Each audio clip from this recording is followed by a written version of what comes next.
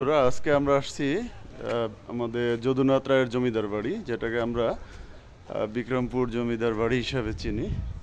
তো আপনারা দেখতে পাচ্ছেন এখানে কয়েকটা পুরনো ভবন আছে, অত্যন্ত সুন্দর ভবনগুলো। এটা এটা হলো বালাসুর, আমাদের শ্রীনগর ভাগ্যকুলের এলাকায় বালাসুরে অবস্থিত। আপনারা দেখতে পাচ্ছেন এখানে কয়েকটা সুন্দর ভবন আছে। এই একটা ভবন, অত্যন্ত সুন্দর একটা বাড়িটা, একটা বাড়ি।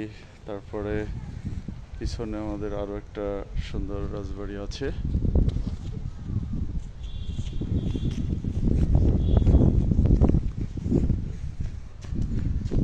জি, মল্লিক ট্যুরের পক্ষ থেকে আমরা আজকে আসছি বিক্রমপুর পদ্মা ট্যুরে।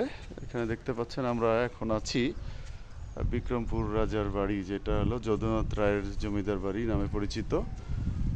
এখানে তিনটি পুরনো ভবন আছে। এই একটা ভবন দেখতে পাচ্ছেন, ভবনগুলো একেবারে জরাজীর্ণ, একেবারে ধ্বংসাবশেষ যা থাকে আর কি।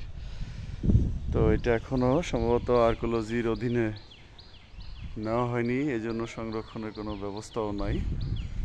আজকে আমাদের সম্মানিত ট্যুরিস্টদের নিয়ে আমরা এইখানে আসছি। এর আগে আমরা একই এলাকায় জগদীশচন্দ্র বসুর বাড়ি, যে বিজ্ঞানী জগদীশচন্দ্র বসুর বাড়ি, একই এলাকায়, ওখানেও কিছুক্ষণ আগে আমরা গেলাম।